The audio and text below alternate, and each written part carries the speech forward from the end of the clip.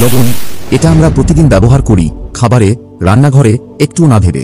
কিন্তু যদি বলি এই সাধারণ খনিজের ভেতর লুকিয়ে আছে আল্লাহর কিছু গোপন রহস্য, কিছু এমন ইশারা যা কোরআনে এসেছে এবং আমাদের প্রিয় নবী হযরত মুহাম্মদ সাল্লাল্লাহু আলাইহি ওয়াসাল্লামের জীবনে দেখা গেছে।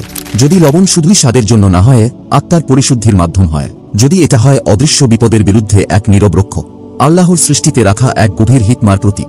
এই ভিডিওতে আমরা জানব লবণ সম্পর্কে এমন 5টি গোপন কুরআনিক বার্তা যেগুলো অনেকেই কখনো শোনেননি। এগুলো শুধু পুরনো কাহিনী না, বরং আজও বাস্তবে ঘটছে গাজা, বাংলাদেশ সহ সারা বিশ্বের মুসলিম পরিবারে, যেখানে লবণ হয়ে উঠছে শিফার মাধ্যম, আশার প্রতীক আর আল্লাহর সাথে এক গভীর আত্মিক সম্পর্কের চাবিকাঠি। কালো জাদুর বিরুদ্ধে লড়াই থেকে শুরু করে সাগরের পানিতে লুকানো ইশারা, নবীদের সংগ্রাম থেকে শুরু করে লবণাক্ত অশ্রুর নীরব সিজদা পর্যন্ত, সবকিছুতেই লবণের এক নতুন অর্থ খুলে যাবে আপনার সামনে।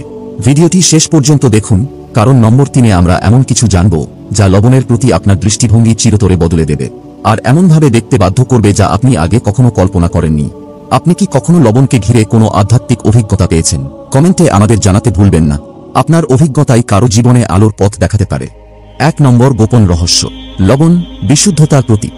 ইসলামে পরিশুদ্ধতার গুরুত্ব অনেক বেশি। আমাদের দেহ, মন আর আত্মার পবিত্রতা, এগুলো আল্লাহর রহমতের দিকে এগিয়ে যাওয়ার এক গুরুত্বপূর্ণ পথ।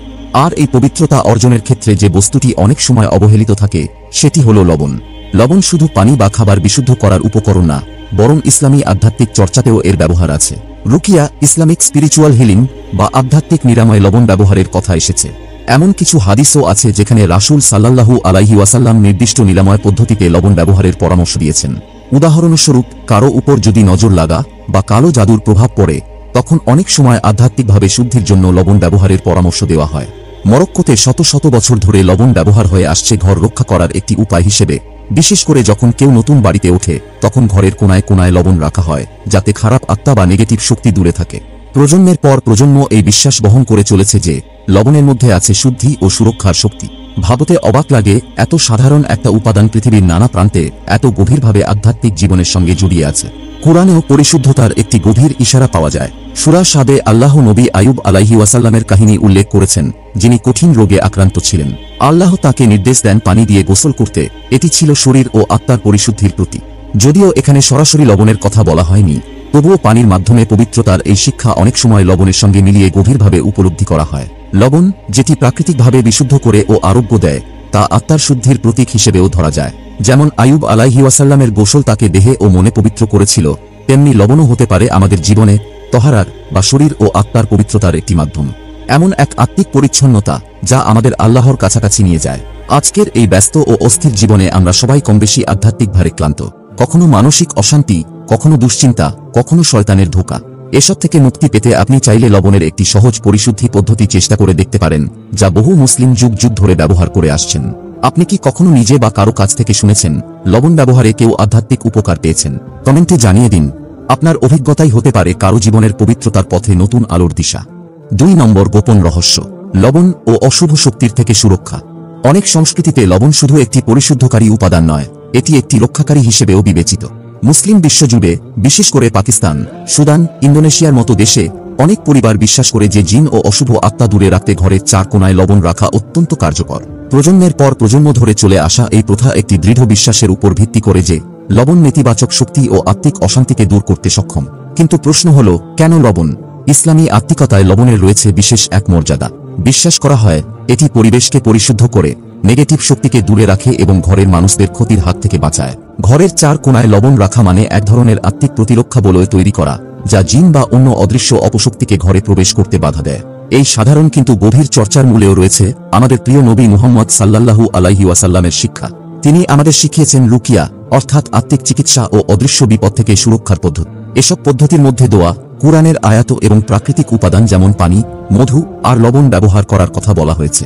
রুকিয়া চর্চায় যখন কেউ জিনের প্রভাব বা কালো জাদুর শিকার হয়, তখন লবণ ব্যবহার অনেক সময় শরীর ও আত্মার শান্তি ফিরিয়ে আনতে সাহায্য করে। একটি আধুনিক উদাহরণ পাওয়া গেছে ইন্দোনেশিয়ার একটি ভাইরাল টিকটক ভিডিওতে। ভিডিওটিতে দেখা যায় একটি পরিবার রুকিয়া সেশন চলাকালীন লবণ ব্যবহার করছিল। ভিডিওতে স্পষ্ট দেখা যায় যে ব্যক্তি জিনের প্রভাবে অস্থির ছিলেন, লবণের উপস্থিতিতে তার মধ্যে দৃশ্যমান পরিবর্তন আসে। অনেকে মন্তব্য করেছেন লবণ যেন একটি রক্ষা কবচ তৈরি করেছিল, যার ফলে ওই ব্যক্তি ধীরে ধীরে শান্ত হয়ে আসেন। ভিডিওটি দ্রুত ছড়িয়ে পড়ে এবং বহু মানুষ এটিকে আত্মিক চিকিৎসার একটি বাস্তব উদাহরণ হিসেবে দেখে। এই ঘটনা কুরআনের শিক্ষার সাথেও মিলে যায়। সূরা বাকারাতে আল্লাহ আমাদের সতর্ক করেছেন জাদু ও অশুভ শক্তির ব্যাপারে। সূরা বাকারার একটি আয়াতে বলা হয়েছে কিভাবে জাদু মানুষকে ক্ষতি করে এবং আমাদের কিভাবে সুরক্ষা নিতে হবে। এই প্রসঙ্গে লবণকে একটি আত্মিক প্রতিরক্ষার উপাদান হিসেবেই দেখা হয়, যা জিন বা ক্ষতিকর শক্তির প্রভাব থেকে বাঁচাতে সাহায্য করে। আজও হোক সেটা পাকিস্তানের গ্রামের বাড়ি, সুদানের মরুভূমি কিংবা ইন্দোনেশিয়ার শহুরে বাসা, বহু মুসলিম পরিবার বিশ্বাস করে লবণ শুধু শরীর নয়, আত্মাকেও রক্ষা করে। এই প্রাচীন পদ্ধতি আজও মানুষকে রক্ষা করছে, যেমনটা করেছিল আমাদের পূর্বপুরুষদের যুগে। আপনি কি কখনো ঘরের কোনায় লবণ রেখে দেখেছেন বা চেষ্টা করবেন? কেন বা কেন নয়, চলুন কমেন্টে আলোচনা করি। আপনার মতামত হতে পারে কারো জন্য একটি নতুন দিক। 3 নম্বর গোপন রহস্য, লবণ এবং নবী মুসা আলাইহি ওয়াসাল্লামের কাহিনী। নবী মুসা আলাইহি ওয়াসাল্লামের কাহিনী কুরআনের সবচেয়ে শক্তিশালী ও হৃদয়ছোঁয়া ঘটনাগুলোর একটি। এটি শুধু ফেরাউনের অত্যাচার থেকে একটি পালানোর গল্প নয়, এটি আল্লাহর উপর বিশ্বাস, সাহস এবং সত্যমিথ্যার মাঝে পার্থক্য করার গল্প।